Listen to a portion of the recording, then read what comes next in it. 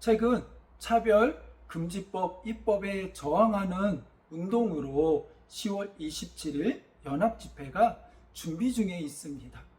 이 집회 자체만으로도 큰 이슈가 되고 있습니다.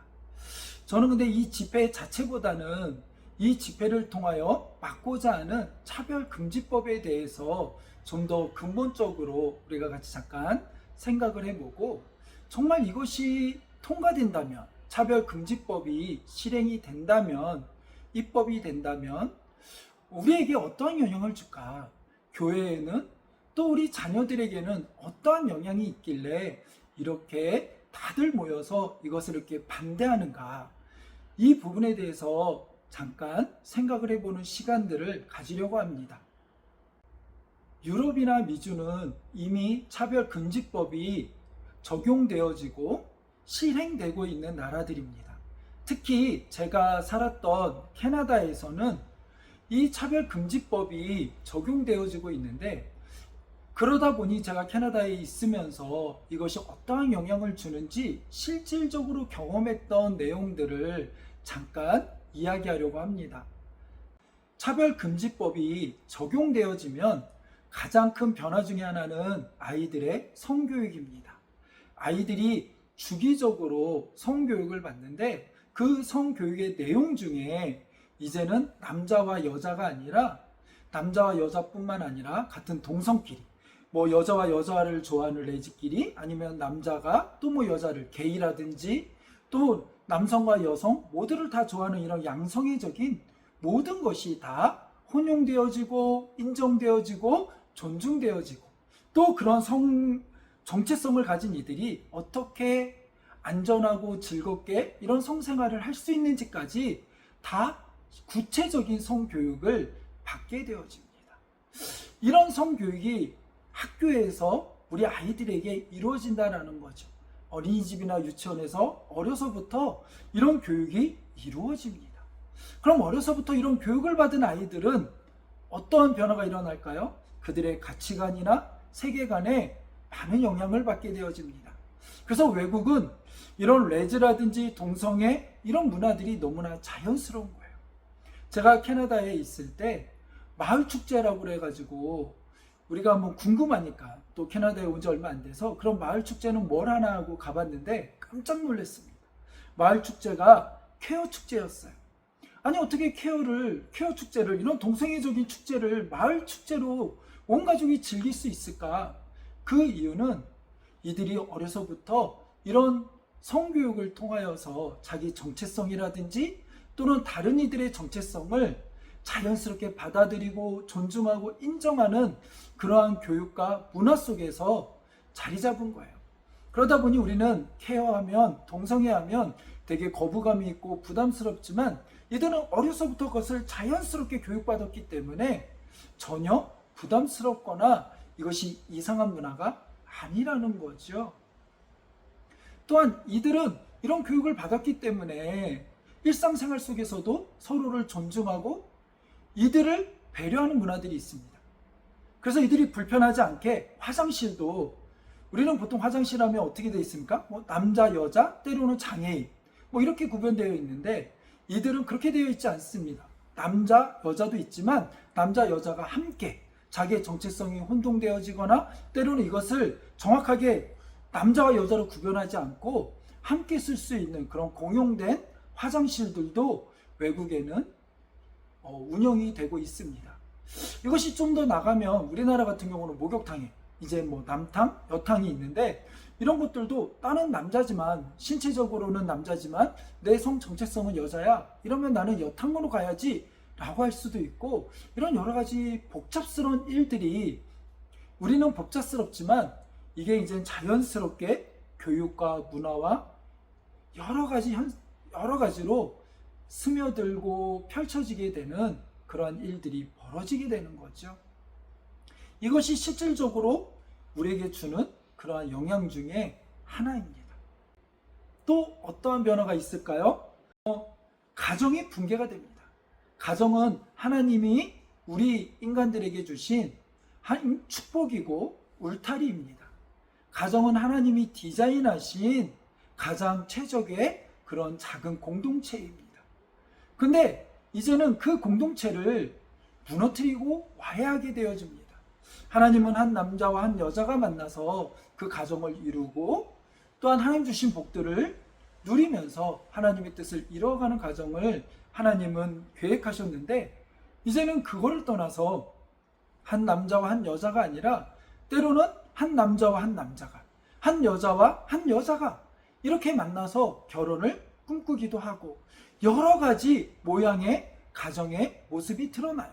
그러다 보니 이것을 기존의 가정이라는 틀로 묶을 수도 없고 그렇게 정의할 수도 없습니다. 그러다 보니 그 가정들이 점점 깨어지게 되고 가정의 틀이 무너지게 되어 있습니다.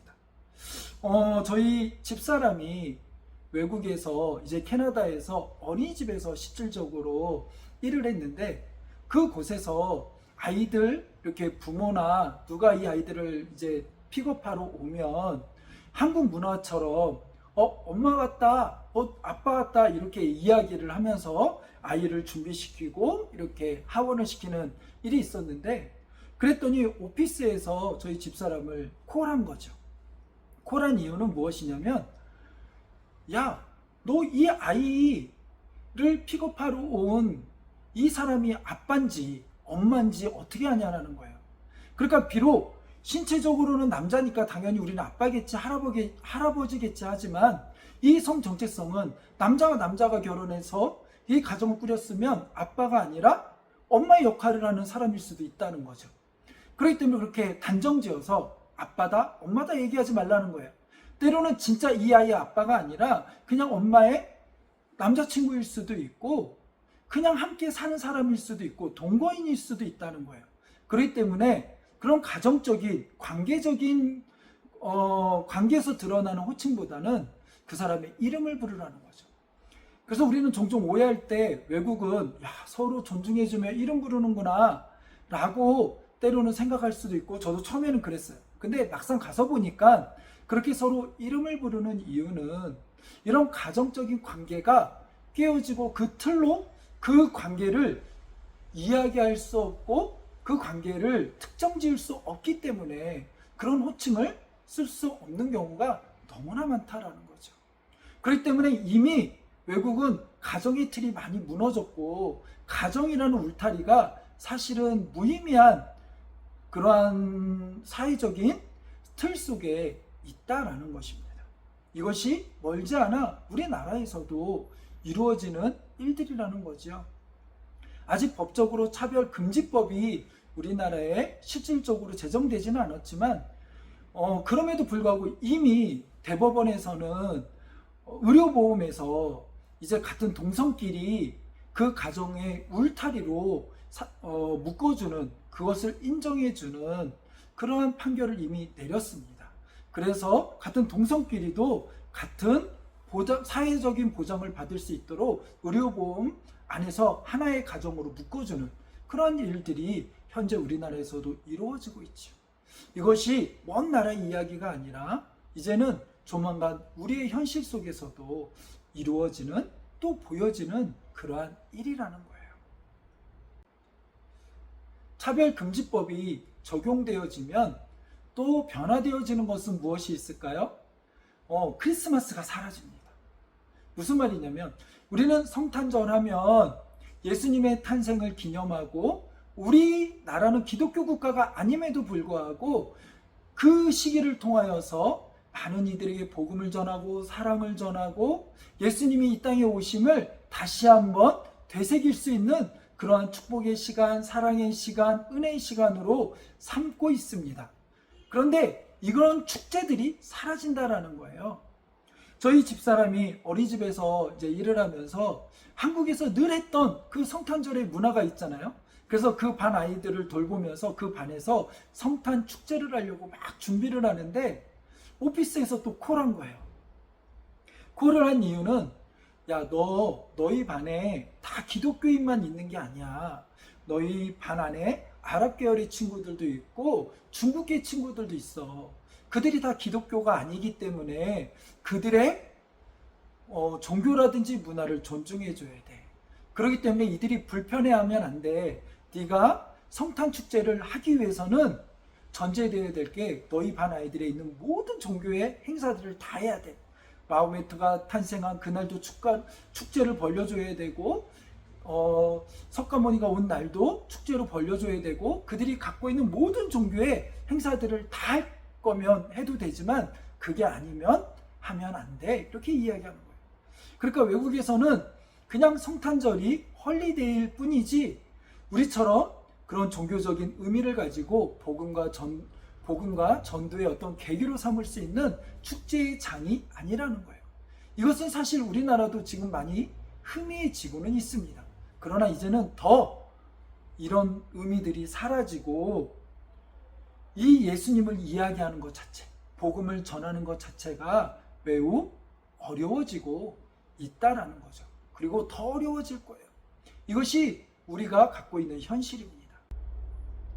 자, 이렇게 실예를 들어서 이제는 차별금지법이 실행되어지면 어떤 일이 벌어질까 한번 나누어 봤습니다. 여러분, 이것이 먼 이야기가 아니라 이제 곧 우리들의 삶 가운데, 우리 자녀들 가운데, 우리 교회와 가정 가운데, 사회 가운데 이루어질 모습이에요. 이런 것들을 생각하면서 우리는 어떻게 준비할 것인가, 그리고 우리 자녀들을 어떻게 말씀 안에서 지킬 것인가 한번 생각해 볼 수 있는 계기가 되었으면 좋겠습니다. 캐나다나 미국에서는 이와 같은 현상들이 벌어질 때 이제는 신앙을 지키기 위해서 기독교 학교 운동이 시작됐어요. 사회가 교육으로 이 아이들의 가치관을 바꿔놓고 그런 성교육으로 성 정체성에 대하여 교육할 때 교회는 우리 아이들을 신앙으로 지키겠다, 말씀으로 지키겠다, 그렇게 하기 위해서 이제는 기독교 학교를 세우고 그 안에서 말씀으로, 바른 성경적인 가치관으로 이 아이들을 양육하기 위한 기독교 학교들이 세워지기 시작했습니다. 제가 캐나다에서 한국으로 돌아왔던 이유도 그러한 이유고, 함께하는 3일 스쿨을 세웠던 이유도 그와 같은 이유입니다. 우리는 어떻게 우리 아이들에게 말씀을 가르치고 또 그 말씀을 지키고 뜻과 마음을 다하여 하나님을 섬기는 귀한 자녀들로 세워갈 것인지 우리는 잘 생각하면서 나아가는 시간들이 되기를 간절히 소원합니다.